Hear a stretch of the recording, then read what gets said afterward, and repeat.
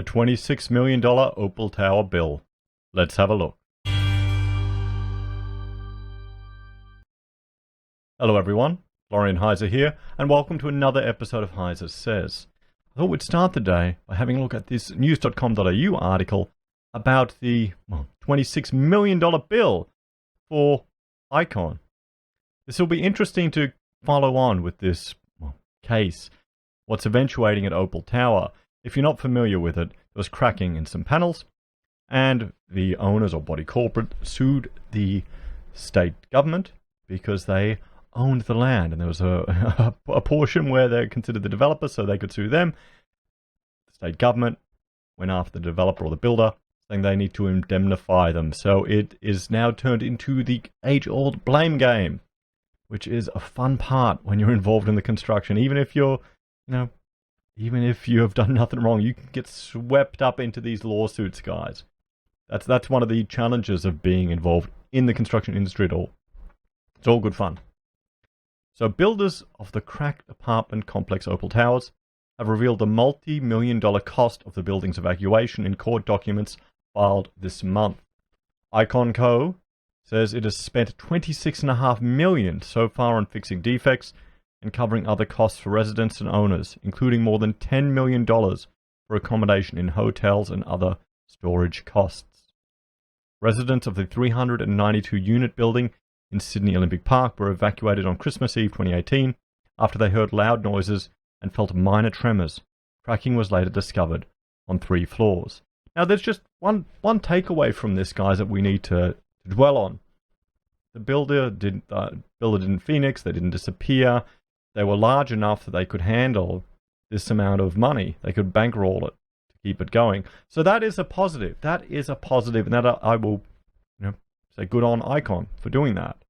Because how many times have we been going over these stories recently where the builder just disappeared, phoenixed, or shut down his motorhome company and worked for his son? How many times have we heard of these type of things? So that's one thing where we can, say good work on the builder to provide that accommodation for these people, even though Christmas Eve, you've got to look at the silver lining somewhere, guys. So the evacuation happened less than 6 months after the first residents moved into the landmark building, which offers expansive views of the city and features attractive sky gardens, and they're these guys here. An interim report released by the New South Wales government earlier this year found several design and construction issues likely caused the damage to Opal Towers. Unit owners are now suing the Sydney Olympic Park Authority, the state government body that owns the land that Opal Tower sits on, in what is expected to be a multi-million-dollar lawsuit. In response, the authority has lodged cross-claims against those involved in overseeing the design and construction of the building, including Australian Avenue Developments Proprietary Limited, eCove, and Icon Co. This month, Icon Co., the company that constructed the building, also lodged a cross-claim against WSP, arguing the structural engineers should be liable for its losses as well as any damages it may have to pay unit owners. I feel sorry for all the people involved in this, including all of the owners. This is just a nightmare. This is just a nightmare. And notice, it is a design and construct procurement process that was involved in this project, and I'm quite critical of that methodology of procuring those buildings.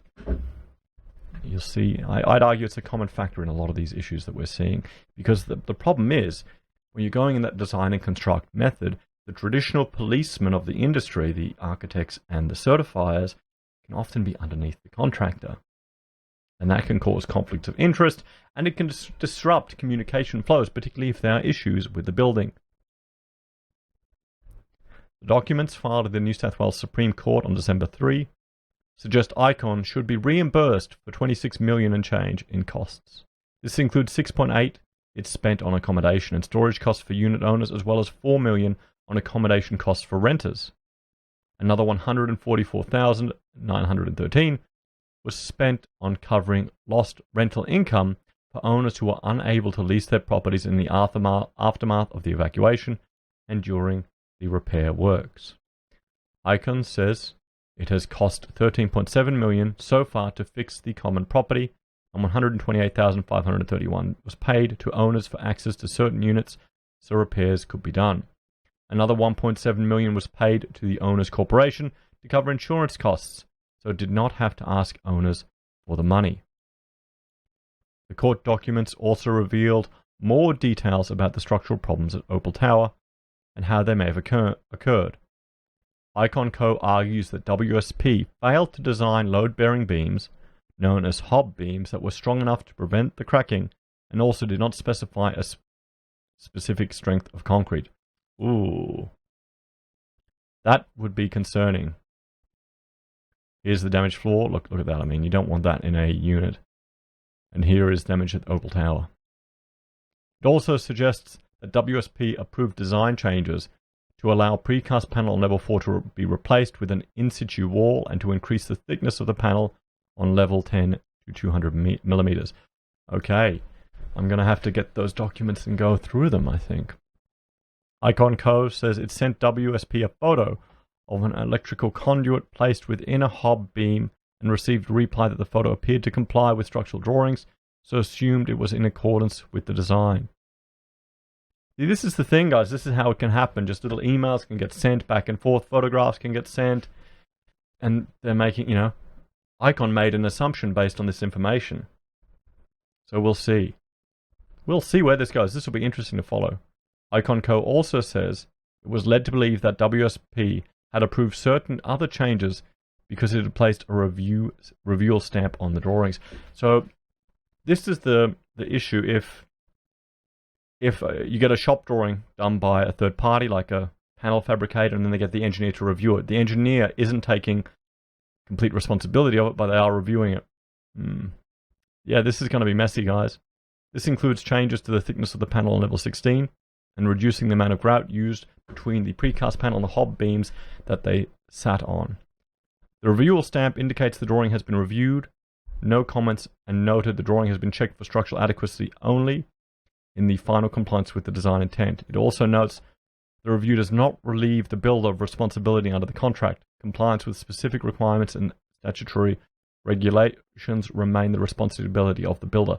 See, this is the problem, guys. This is when it gets murky who takes responsibility for this.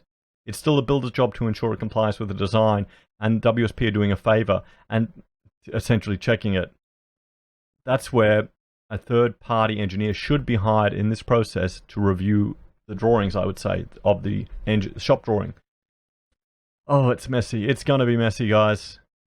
WSP carried out site inspections throughout the building process, and Icon says it did not raise any issues about the changes. The two companies also appear to be in a standoff over the rectification works, which are expected to commence by March 2020.